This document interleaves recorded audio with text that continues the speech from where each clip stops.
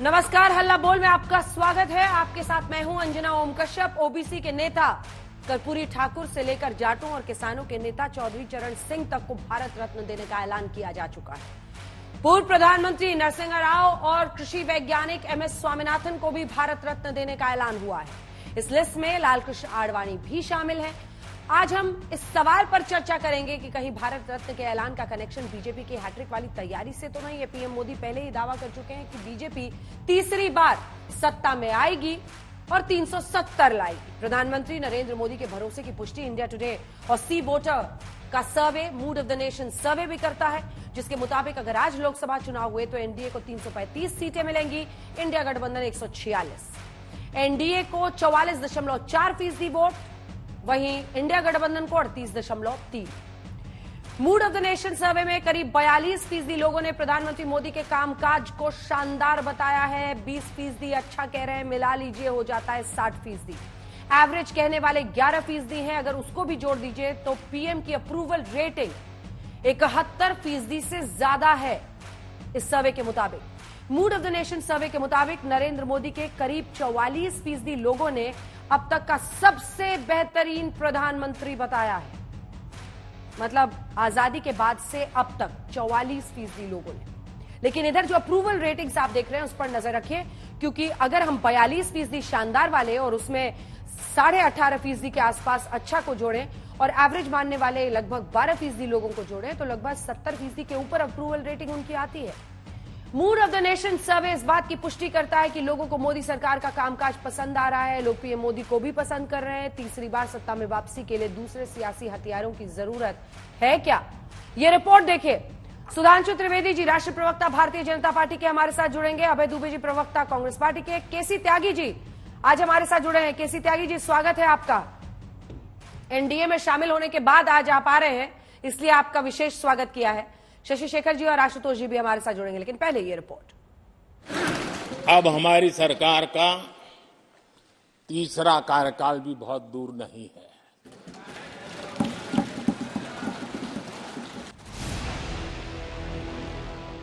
प्रधानमंत्री नरेंद्र मोदी ने विपक्ष को चुनौतियां तो कई बार दी और कई तरह की दी, लेकिन ये चुनौती थोड़ी अलग है। उन्होंने विपक्ष की सारी उम्मीदों और कोशिशों को चुनौती दी और तीसरी बार सरकार का भरोसा जताया। उन्हें भरोसा है कि बीजेपी तीसरी बार सत्ता में आ रही है। वो उनकी अगुवाई में तीसरी बार सरकार देश की विकास के रास्ते पर ले जाएगी।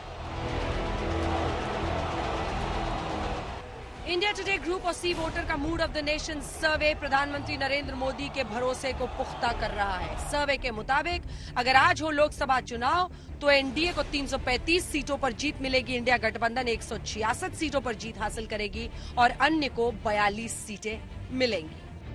अगर आज चुनाव हुए तो एनडीए को 44.4%, इंडिया गठबंधन को 38.3%, अन्य को 42% और अन्य को 17.3% वोट मिलेंगे। दूसरी ओर प्रधानमंत्री का भरोसा कांग्रेस को नीरस लग रहा है। सबसे नीरस भाषा और कांग्रेस पे हमला इसलिए कि खतरा ही कांग्रेस से है, इंडिया गठबंधन से है। मुझे अगर एक लाइन में कहना हो तो शारीरिक रूप से नहीं कहना हो, लंबी आयु हो। ये मोदी सरकार का टाइम डिक्लेरेशन था राजनीतिक रूप से, जहां वो ये साहस नहीं कर सके कि हमने 10 साल में क्या किया। वो बोलते रहे कि हम अगले 5 साल में क्या करेंगे। तीसरी बार सत्ता में वापसी का पीएम मोदी का भरोसा ऐसा वैसा नहीं है, बल्कि 400 पार सीटों वाला भरोसा है। देख रहा हूं देश का मिजाज। एनडीए को तो 400 पार कर पाई के रहेगा, लेकिन भारतीय जनता पार्टी को 370 सीट अवश्य देगा।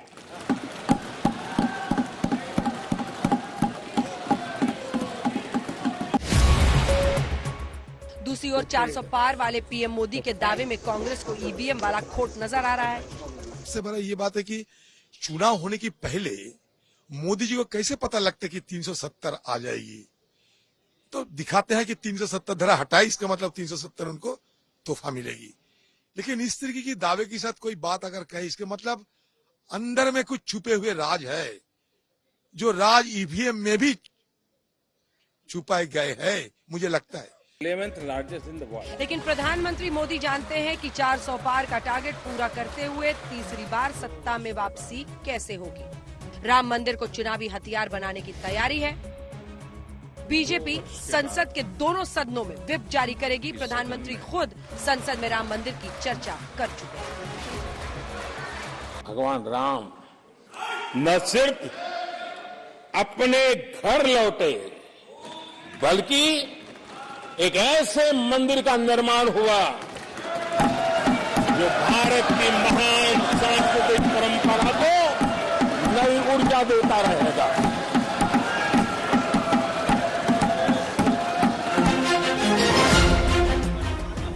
पश्चिमी उत्तर प्रदेश के लिए आरएलडी को एनडीए का सहयोगी बनाने की कवायद के बीच केंद्र सरकार ने पूर्व प्रधानमंत्री चौधरी चरण सिंह को भारत रत्न देने का ऐलान कर दिया है।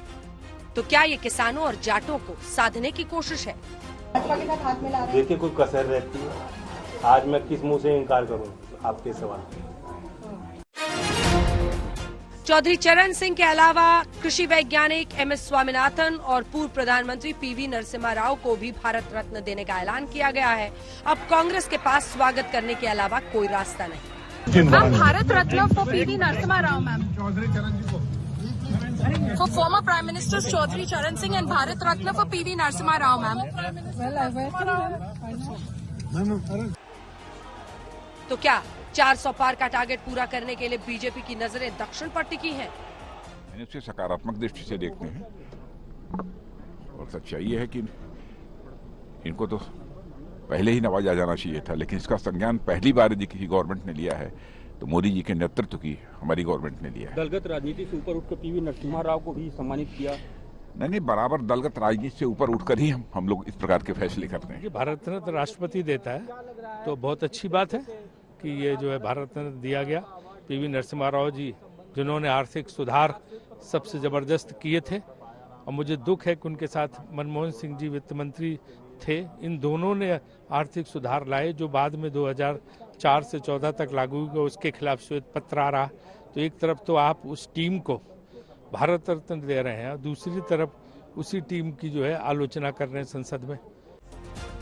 चुनाव का वक्त करीब आ रहा है। बीजेपी की तैयारी जोरों पर है। उत्तर से लेकर दक्षिण तक सहयोगी करीब करीब फाइनल कर दिए गए हैं। दूसरी ओर विपक्ष अभी बातचीत पर अटका है। इंडिया गठबंधन के सहयोगी या तो भाग रहे हैं या दूसरे को आईना दिखा रहे हैं। ऐसे में तीसरी बार सत्ता में वापसी के पीएम मोदी के भरोसे पर धीरे धीरे जनता को भी भरोसा होने लगा है। कम से कम ये सर्वे उन्हें हैट्रिक बनाता दिखा रहा है। आज तक ब्यूरो।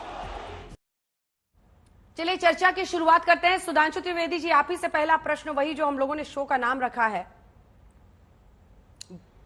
वोट रतन धन पायो, सही है क्या?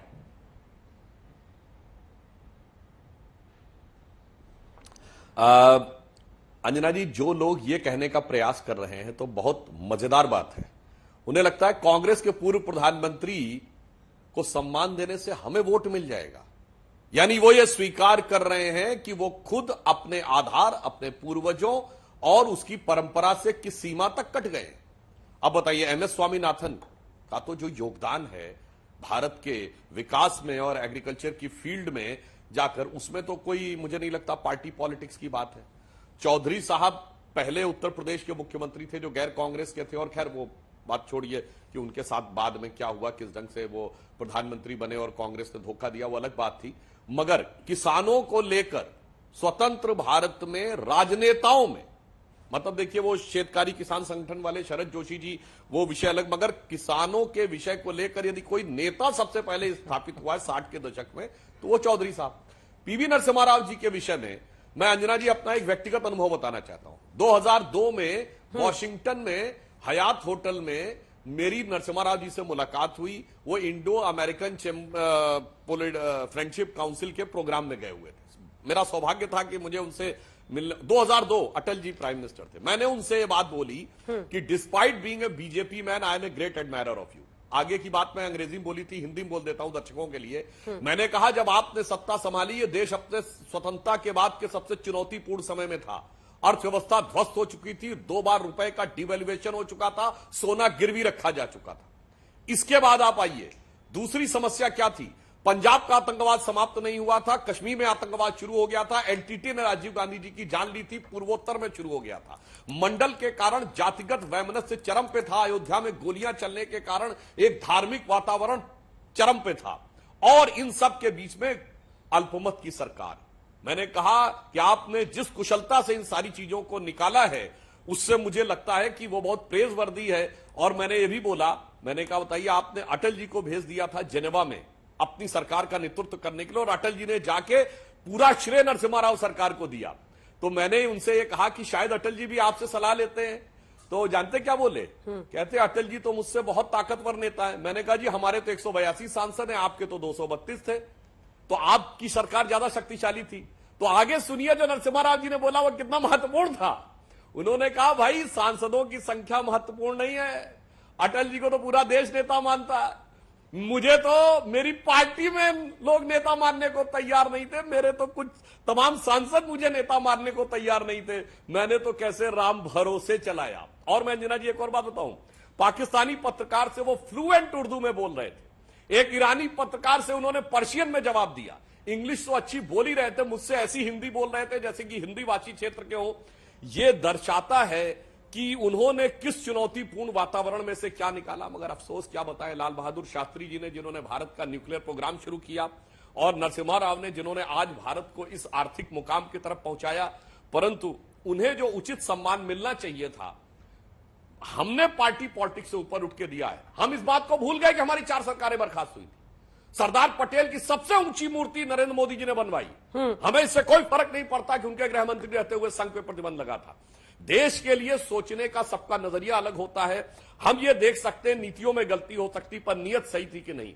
नरसिम्हा राव की नीयत थी भारत की अर्थव्यवस्था को खोलने की, और आज मैं कह सकता हूं जो भारत जिस मुकाम पर आकर खड़ा हुआ है उसमें नरसिम्हा राव का बड़ा योगदान है, और मनमोहन सिंह जी का भी एज फाइनेंस मिनिस्टर बहुत अच्छा योगदान है। और प्रधानमंत्री जी ने राज्यसभा में मनमोहन सिंह जी की भी भूरी भूरी प्रशंसा की थी। परसों की कार्रवाई से कोई भी इस बात को चेक कर सकता है। अभय दुबे जी, क्या आपको भय नहीं लग रहा है सर्वे के इन आंकड़ों से?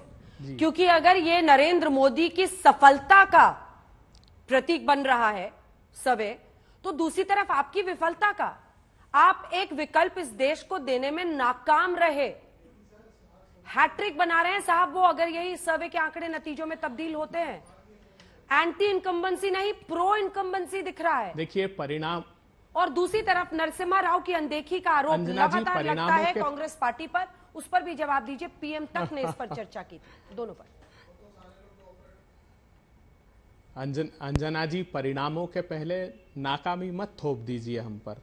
मैंने देखा तो नहीं, मैं सुन रहा था, एक एयरपोर्ट पर था, शिमला प्रेस कॉन्फ्रेंस लेने गया था।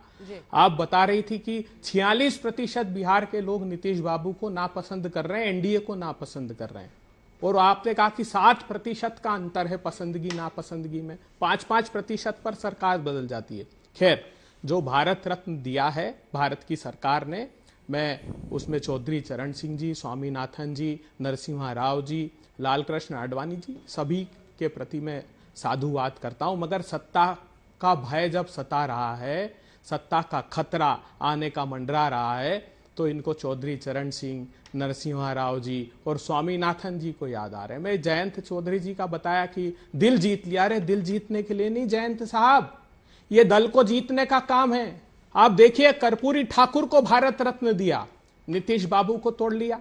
और जिस दिन जातिगत जनगणना के निष्कर्ष नीतीश बाबू घोषित कर रहे थे, प्रधानमंत्री जी उस दिन कह रहे थे कि ये पाप है, उसकी पाप से तुलना करते थे। जो कर्पूरी ठाकुर का स्वप्न था कि जितनी आबादी उतना हक, उसके खिलाफ काम करने वाली भारतीय जनता पार्टी जब कर्पूरी ठाकुर को भारत रत्न देती है तो इससे साफ परिलक्षित होता है।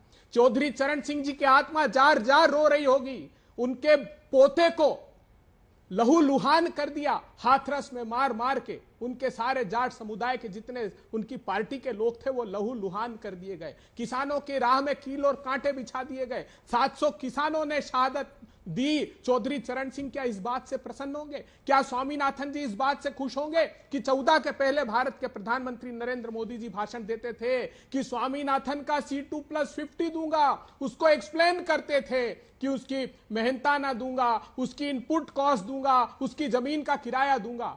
लेकिन आज स्वामीनाथन कमीशन की बात तो दूर, समर्थन मूल्य का कानून प्रधानमंत्री जी बनाने को तैयार नहीं। किस मुंह से आप महिमा, मैं तो हतप्रभ रह गया आज, कैसे जार जार फूल झड़ रहे थे सुधांशु जी के मुखारविंद से नरसिम्हा राव जी के लिए।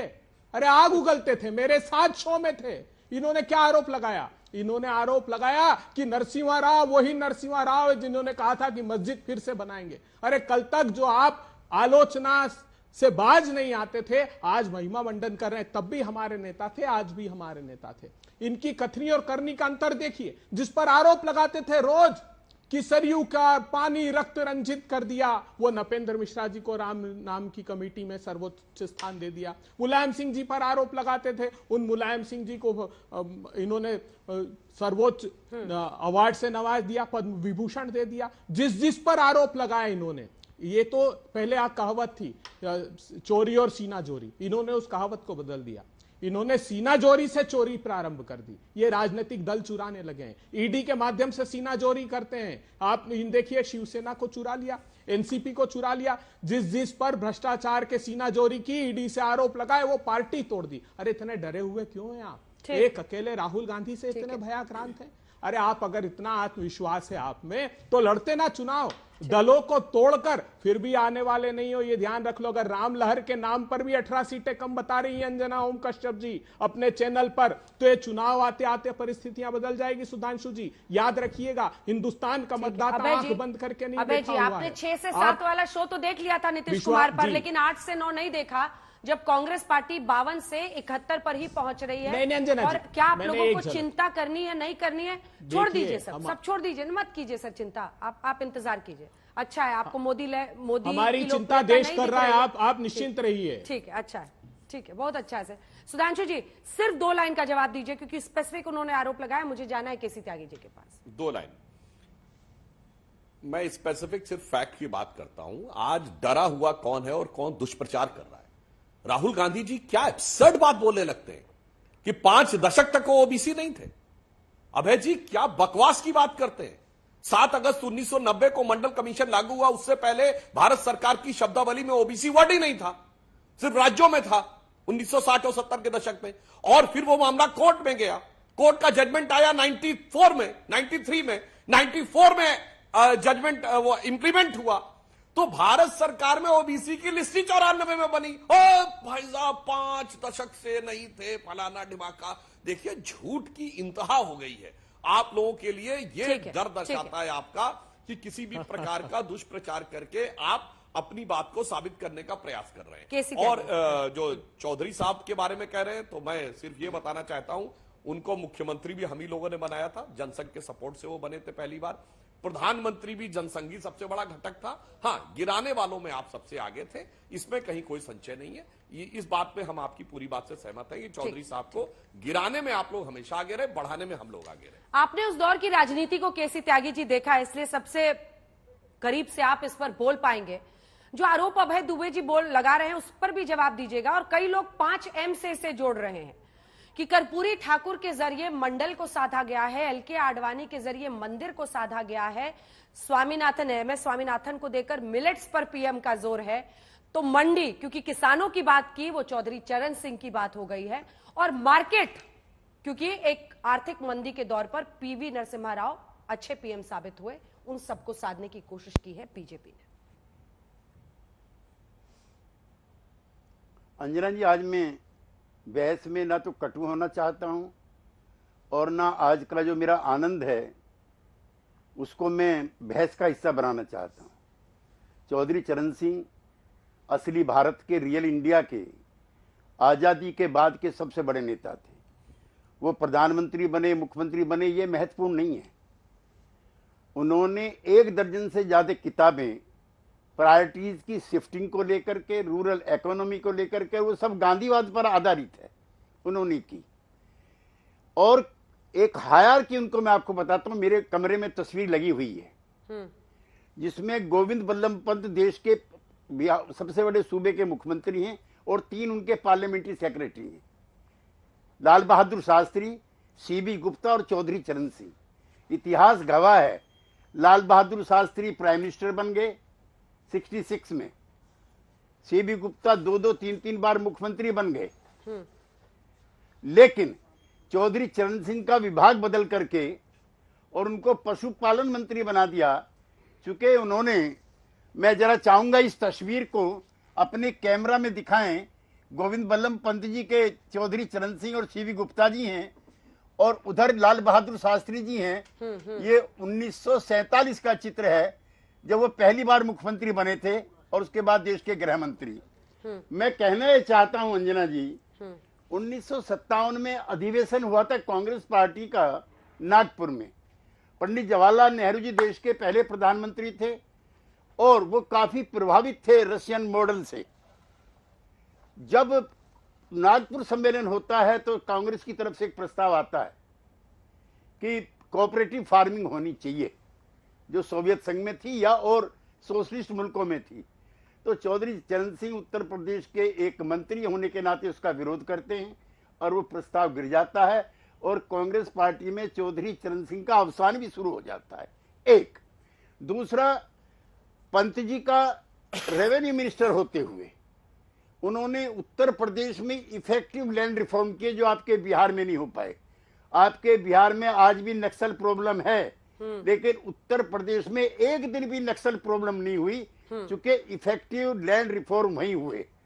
नंबर 3, 1952 में जब पहली पंचवर्षीय योजना बनती है तो 35% रूरल डेवलपमेंट के लिए, रूरल प्लानिंग के लिए, एग्रीकल्चर के लिए, ग्रामीण विकास के लिए अलॉट होता है।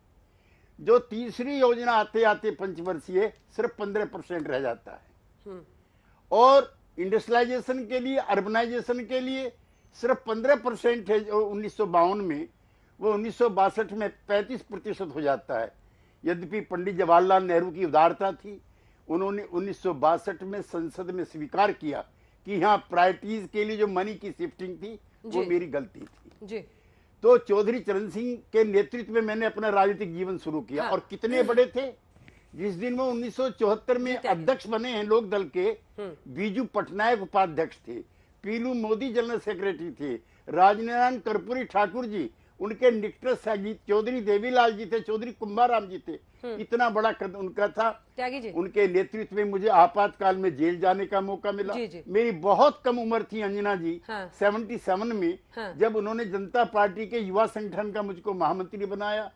और मैं आज इसलिए भी प्रसन्न हूँ कि जो राजनीति में आजादी के बाद बड़े बड़े परिवारों का, क्योंकि आपकी खुशी तो आज झलक रही है। आप आते हैं। नहीं सर, सवाल ये है कि कर्पूरी ठाकुर को लाए तो आप आ गए और जैसे चौधरी चरण सिंह के नाम का ऐलान किया तो जयंत चौधरी ट्वीट कर रहे हैं कि दिल जीत लिया। उस पे आइए ना सर। अंजना जी इसको राजनीति से जोड़ करके हमारी प्रसन्नताओं को और हमारे गौरव को कम मत कीजिए। कर्पूरी ठाकुर आजादी के बाद बिहार के नहीं, समूचे देश के वंचितों के, जिन पे धन नहीं है, जिनका तन कमजोर है, जिनका मन कमजोर है, उनके नेता थे। और सामाजिक न्याय का वो अकेला नेता है जिसने इंप्लीमेंट करते हुए कटता नहीं थी। बिहार में 1990 में कटता के चलते समाज बटा था। कर्पूरी ठाकुर ने महिलाओं के 3%, अपर कास्ट के गरीबों के 3% और जो बैकवर्ड कास्ट का था उसके 2 हिस्से किए थे। श्री बाबू के बाद वहां के सर्वाधिक लोकप्रिय नेता कर्पूरी ठाकुर थे। और एक चीज और, मुझे सौभाग्य है कि जब वो लोकदल के अध्यक्ष थे, मैं उनके युवा संगठन का राष्ट्रीय अध्यक्ष था। और इन दोनों को वोट लेने के लिए किसी ने किया है, वो वोट की राजनीति से दोनों ऊपर हैं। ठीक है, कर्पूरी ठाकुर ने, आप वहां की रहने वाली हैं, जी जी जी जी, आप वहां की रहने वाली हैं। गरीब गुरबा लोगों को मैं 24 तारीख को था रैली में, जिसमें इतना गरीब आदमी आया था, एक के जिस्म पे गर्म कपड़ा नहीं था और एक के जिस्म पर गर्म स्वेटर नहीं था। वो करोड़ों करोड़ लोगों के मसीहा थे। ये अगर मोदी जी ने ये काम वोट के लिए भी किया है तो कांग्रेस पार्टी को किसने रोका था डॉक्टर अंबेडकर को सम्मान देने में? मैं उस लोकसभा में था जब डॉक्टर अंबेडकर की मूर्ति सड़क पे लगी हुई थी, जिसपे बीट करते थे कबूतर। हम उसको लेकर के अंदर आए थे और डॉक्टर अंबेडकर को हमने भारत रत्न दिया था। लेकिन आज ये बहस का भी नहीं है। अभय जी, मैं आपके साथ भी तर्क नहीं करना चाहता। ये आज का अच्छा दिन है और डॉक्टर एम एस स्वामीनाथन को अगर मैंने श्रद्धांजलि नहीं दी तो मेरा वाक्य अधूरा रह जाएगा। हाँ। 1947 में हमारी निगाहें बंदरगाह पे रहती थी। चावल नहीं था, गेहूं नहीं था, चीनी नहीं थी, दाल नहीं थी, विदेशों से आयातित था तो खाते थे। बंदरगाह पे जहाज अगर लेट हो गया तो हमें तकलीफ हो जाती थी। आज 90 करोड़ लोग खाना भी खा रहे हैं और मैं चेयरमैन रह चुका हूं सेंट्रल वेयर हाउसिंग कॉर्पोरेशन का। अगर सूखा पड़ जाए, बाढ़ आ जाए, 2 साल तक के खाने का इंतजाम है। नंबर 3, आज हम चावल, आज हम गेहूं और चीनी के दुनिया के सबसे बड़े उत्पादक भी हैं और निर्यात भी कर रहे हैं विदेश में। ये डॉक्टर एम.एस. स्वामीनाथन को मेरा हाथ जोड़ करके आज श्रद्धांजलि है और मैं गदगद हूं। मैं अजीत सिंह जी का पिता नहीं मानता, वो हिंदुस्तान का जो असली भारत है उन सब के पिता थे, उद्धारक थे। ठीक है। और इसको अगर आप वोट से जोड़ करके उनकी कद काठी को और उनकी प्रतिभाओं को कम करना चाहते हैं तो अभय जी ये काम किसी और दिन कीजिएगा। मेरी आपके लिए भी कोई कटता नहीं है आज के दिन, क्योंकि हमारी मेहनत और हमारे सपने आज साकार हुए हैं। मामूली घरों से पैदा हुए किसानों के बेटे और बेटी आज राजनीति में हैं, but for Chaudhary Charan Singh alone. ठीक है, एक जमाना था बड़े बड़े जमींदारों के, बड़े बड़े किसानों के। आज आपकी खुशी तो दिख रही है क्योंकि आप अनंत इस पर बोल रहे हैं, लेकिन एक सेकंड प्लीज अभय जी रुक जाइए। दोनों मुझे आशुतोष जी और शशि शेखर जी, क्या आप भी उन भावनाओं का सम्मान करना चाहेंगे जो केसी त्यागी जी व्यक्त कर रहे हैं, या आपको मिस्टर दुबे की बातों में भी दम लग रहा है? और पर्सनल एक्सपीरियंस से सुधांशु जी बता रहे हैं कि पीवी नरसिम्हा राव भी ये खुद कहने लगे थे कि मेरी पार्टी ही मुझे नेता नहीं मानती, और बीजेपी का उनको इतना बड़ा सम्मान देना क्या एक मास्टर स्ट्रोक है?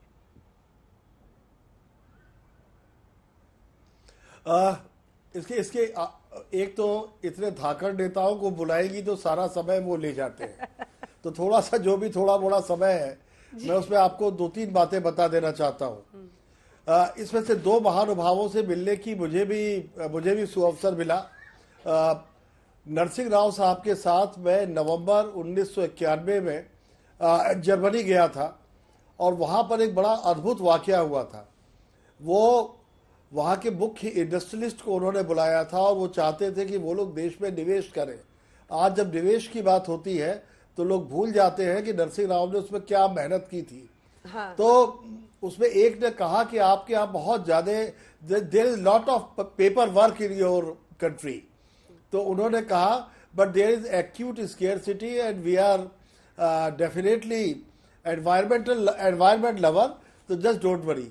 आज की जो दुनिया है अंजना जी जिसमें हम और आप सांस ले रहे हैं उसमें नरसिंह राव और मनमोहन सिंह का बहुत बड़ा योगदान है उस जोड़ी का। तो मैं इसको बिल्कुल सही मानता हूं, लेकिन एक पॉलिटिकल फॉलआउट भी है।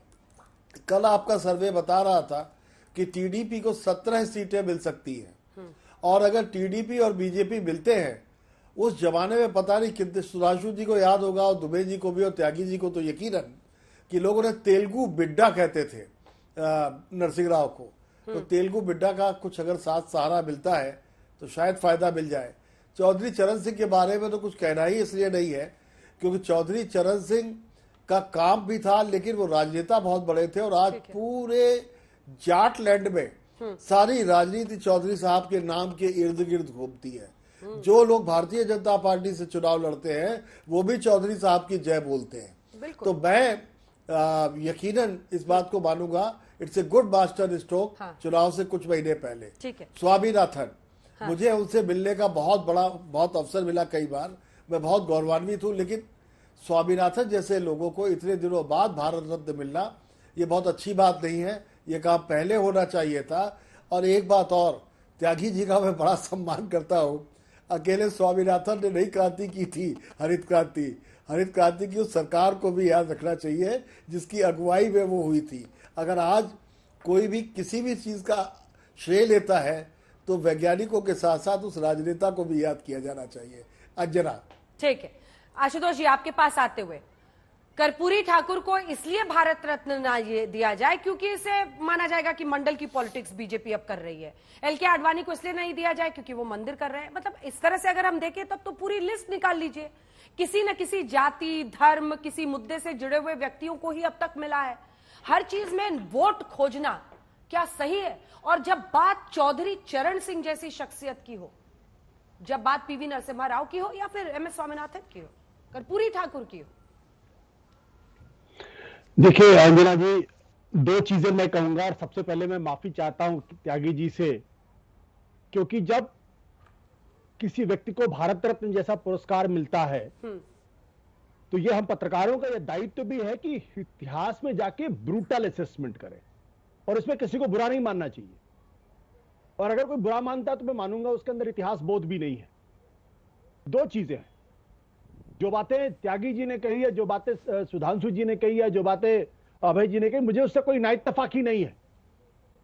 लेकिन कुछ नेताओं के जीवन में कुछ डिफाइनिंग मोमेंट्स होते हैं, और चरण सिंह के जीवन में डिफाइनिंग मोमेंट वो था जब हिंदुस्तान के अंदर एक बहुत ही मजबूत विपक्ष इंदिरा गांधी के खिलाफ खड़ा हो गया था और उसकी सरकार बनी थी, और एक नई धारा इस देश के अंदर बन सकती थी 1977 के बाद। उस धारा को अवरुद्ध करने का काम अगर किसी ने किया था तो उनका नाम था चरण सिंह। मुझे लगता है इसका भी असेसमेंट होना चाहिए, और यह ईमानदारी के साथ असेसमेंट होना चाहिए। अगर मोरारजी देसाई की वो सरकार अगर चल गई होती 5 साल, तो क्या इस देश की राजनीति बिल्कुल बदल नहीं गई होती? क्या 2 पार्टी सिस्टम मजबूती के साथ काम नहीं करता? और क्या जो उसके बाद की जो घटनाएं हुई हैं, चाहे वो ऑपरेशन ब्लू स्टार हो या मिसेस गांधी का जी की का असैसिनेशन हो, या फिर बहुत सारी ऐसी घटनाएं, कश्मीर के अंदर आतंकवाद हो, क्या वो सारी समस्याएं दूसरे तरीके से नहीं देखी जा सकती थी? तो मैं चाहूंगा कि त्यागी जी को इस बारे में बिल्कुल स्पष्टता के साथ करना चाहिए कि आखिर मोरारजी देसाई को सरकार को किसने गिराया था, और सिर्फ 4 महीने के लिए प्रधानमंत्री बनने के लिए, पहले अकेले प्राइम मिनिस्टर हैं जो प्रधानमंत्री बनने के बावजूद भी कभी भी उन्होंने संसद का मुंह नहीं देखा।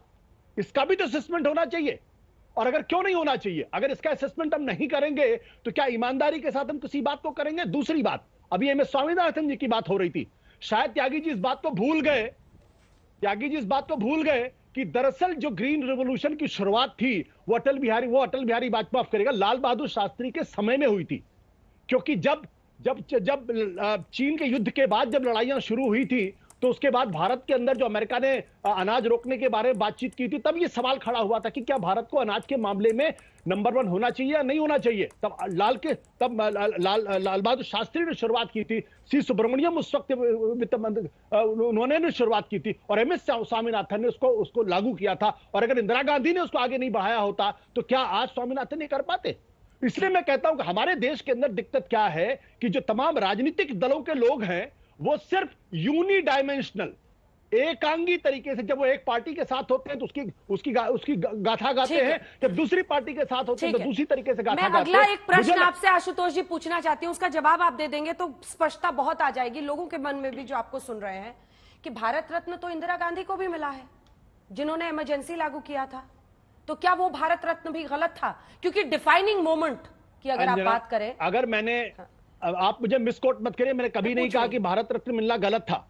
मैंने ये कहा कि अगर किसी व्यक्ति को इतना बड़ा सम्मान मिलता है तो इतिहास में उनका ब्रूटल असेसमेंट होना चाहिए। तो भारत रत्न मिलना चाहिए ना? मेरी बात सुन लीजिए। जो सभ्यताएं और जो पीढ़ियां अपने पुरखों का ब्रूटल असेसमेंट नहीं करती हैं, वो हमेशा उन गलतियों को दोहराने के लिए अभिशप्त होती हैं। जवाब, इसलिए मैं एक मिनट, आपने इंदिरा गांधी का जिक्र किया। हाँ। इंदिरा गांधी का जब असेसमेंट करेंगे तो इमरजेंसी के बगैर इंदिरा गांधी का असेसमेंट नहीं हो सकता, और उस इमरजेंसी लगाने की जितनी तीखी निंदा होनी चाहिए होगी। लेकिन इंदिरा गांधी के असेसमेंट करते समय हमें 1971 का भी ध्यान रखना पड़ेगा, जब उन्होंने पाकिस्तान के 2 टुकड़े करा दिए। यहां आप सर्जिकल स्ट्राइक कराते हैं और पूरे देश के अंदर कहते हैं कि मैंने पाकिस्तान के घुस को मारा, और वहां पाकिस्तान के 2 टुकड़े करा दिए, और भारतीय जनता पार्टी उसको एक्सेप्ट करने के लिए तैयार नहीं होती है। सुधांशु जी जवाब दीजिए। अच्छा, अब आशुतोष जी ने कहा बड़ा ब्रूटल असेसमेंट होना चाहिए, तो मैं एक फैक्चुअल असेसमेंट करता हूं। जब इंदिरा जी ने 1971 की लड़ाई लड़ी, हम सबको पता है कि अमेरिका ने 7th फ्लीट भेज दिया था, ठीक है, सबको पता है ना। फिर 1 हफ्ते के अंदर अमेरिका और पूरे यूएस ब्लॉक ने बांग्लादेश को मान्यता कैसे दे दी? ब्रूटल असेसमेंट करिएगा आशुतोष जी, और जाके खंगालिएगा फाइल्स केजीबी की और सीआईए की, समझ में आ जाएगा कि फाइनली बांग्लादेश बनने में, और फिर ऐसा हुआ कि बांग्लादेश को तो मान्यता मिल गई और 93,000 प्रिजनर ऑफ वॉर हमने छोड़ दिए, और हमारे जो 100 के लगभग पड़े थे पाकिस्तान में वो नहीं वापस लिए।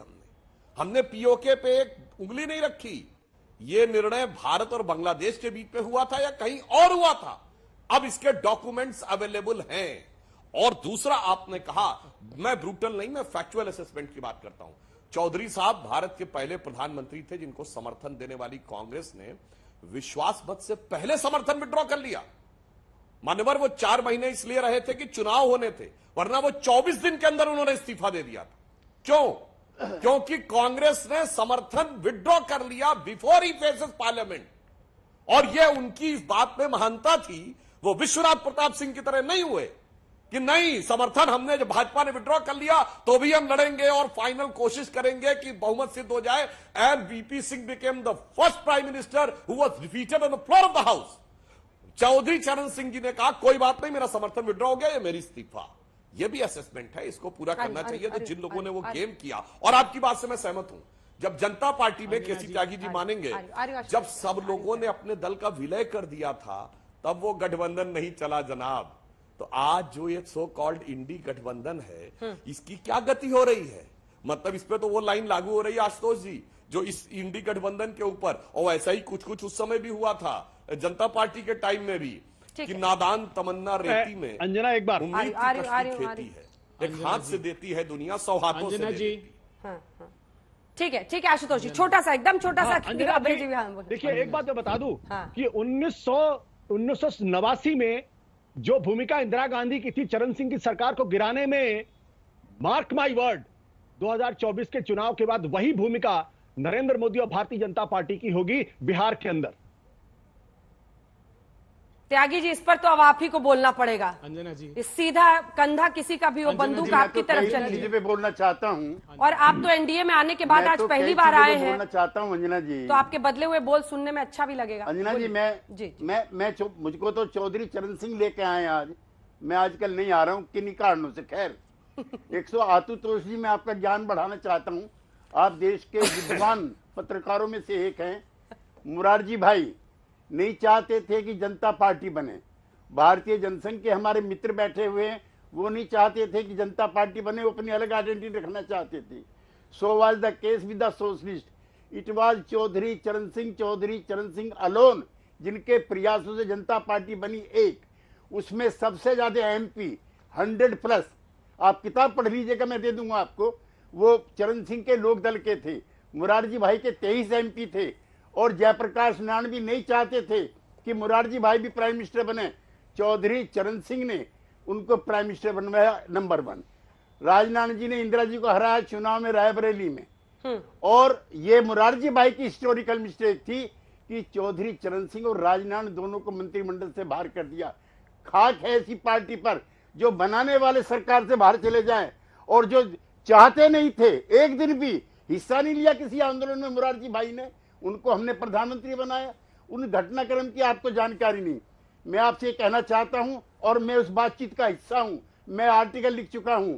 और नीलम इंदिरा गांधी चाहती थी क्या कुर्सी के में वकील I need to rebut. Indira Gandhi चाहती थी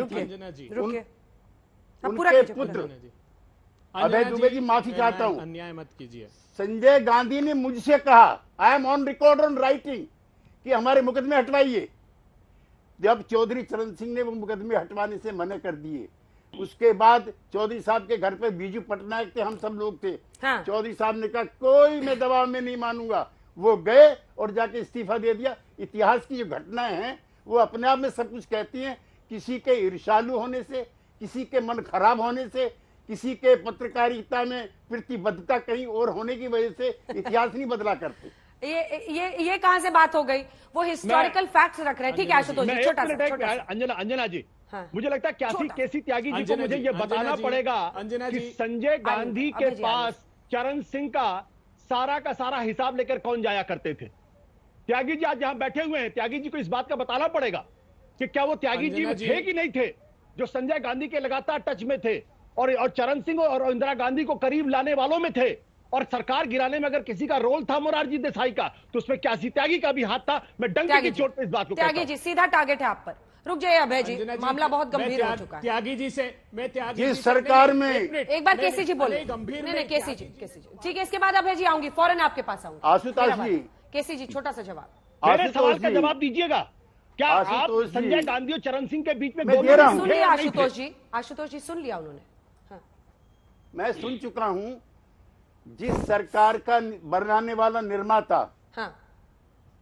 सरकार से बाहर हो हमारा नेता चौधरी चरण सिंह। और सुनो, हमारी किसान रैली हुई थी जिसमें 50 लाख आदमी आए थे, उसके डर की और उसके दबाव की वजह से चौधरी चरण सिंह को मंत्रिमंडल में रखा था मुरारजी भाई ने। एक दूसरा, जेपी तक ने इंटरवेंशन किया था कि जिस आदमी का बनाने में योगदान है। आप सुनिए ना प्लीज, आप इतने इंटॉलरेंट क्यों हैं? मैं नहीं आपकी बात सुन रहा था। हाँ, जब ये लगा हमको कि ये हमारी सरकार नहीं है जिसमें किसानों का, मजदूरों का, गरीबों का कोई योगदान नहीं है, कैसे देवीलाल हटे, कैसे रामनरेश यादव हटे, कैसे कर्पूरी ठाकुर हटे, ऐसी जनता पार्टी को भाड़ चूल्हे में जाने चाहिए था। और ये सही है कि हम लोगों ने कांग्रेस पार्टी के नेताओं से संपर्क किया और उस सरकार को गिराया, हमें कोई अफसोस नहीं है। ठीक है, हमने हमने जो जनता से किए गए वादे थे उसको न पूरा होने पे भी हटाया। इसलिए मैं कहता हूँ पहली बात तो ये स्पष्ट हो जानी चाहिए, मुझे नीचे करनी होगी, ये बात स्पष्ट हो जानी चाहिए कि इंदिरा जी को भारत रत्न पाकिस्तान के 2 टुकड़े करने के साहसपूर्ण निर्णय की वजह से 71 में दिया गया और इमरजेंसी 75 में लगी। क्यों सुधांशु जी इतिहास से प्रतिशोध लेते हो? वो कुलभूषण जाधव पाकिस्तान की जेल में सड़ रहा है, चीन जो हमारा अधिकृत कश्मीर है उस पर इकोनॉमिक कॉरिडोर बना रहा है, चीन की सेना हमारे यहां घुसी। और त्यागी जी माफ कीजिएगा, मैं आपसे आदर पूर्वक पूछना चाहता हूं, मैं भी आपका बड़ा सम्मान करता हूं। आपने सबसे पहली बात की कि इफेक्टिव लैंड रिफॉर्म्स का पहला कदम चौधरी चरण सिंह जी ने उठाया, तो फिर क्या नरेंद्र मोदी जी जो सामूहिक रूप से सबने किसानों के हक में जमीन का कानून बनाया था, एक के बाद एक 3 अध्यादेश लाकर छीनने की कोशिश की, तो चरण सिंह जी की आत्मा आहत नहीं होगी? 150 रुपए का किसानों का बोनस बंद कर दिया। अभी अंजना जी मिलेट का बड़ा राग अलाप रही थी। मिलेट की स्थितियां यह है कि ज्वार, बाजरा, रागी, मक्का सिर्फ 0.26% खरीदी है, बाकी बड़े बड़े आपकी क्या दुश्मनी है भाई? ओने पोने ध्यान एक सेकंड जरा दुबे जी को दिखाइए। दुबे जी क्या बोले? मिलेट का राग अलाप रही थी। अरे मिलेट से भी दुश्मनी हो गई आपकी। मिलेट की प्रशंसा करने में क्या दिक्कत है? मिलेट तो इस देश का किसान उगाता है, चूंकि प्रधानमंत्री किसानों के खिलाफ मोदी सरकार तो आप कह रहे हैं राग अलाप रही है। मिलेट में प्रधानमंत्री जी, हाँ बिल्कुल, इसलिए कह रहा हूं मैं कि ये सवाल पूछिए सरकार से कि मिलेट उत्पादित करने वाले किसानों से कितनी समर्थन मूल्य पर फसल खरीद रही है। 0.26%, 491 लाख टन का प्रोडक्शन हुआ, 1.28 लाख टन मोदी जी ने खरीदा। कौन खरीद रहा है पूछिए ना एक बार, वो बड़े धन्ना सेठ। और मैं आरोप नहीं लगा रहा हूं, सीएससीपी ने रिकॉर्ड पर यह कहा है कि जब किसानों की फसलें आने वाली होती है तो मोदी सरकार खरीदा हुआ अनाज बाजार में उतार देती है और प्राइसेस क्रैश करती है। तो किसानों के खिलाफ जितने कदम मोदी सरकार ने उठाए, क्या हक है उनको कि वो चौधरी चरण सिंह जी का ये सिर्फ, मैं तो आखिरी वीडियो एक सुनाना चाहता हूं, जैन जी इसको गौर से सुनिएगा।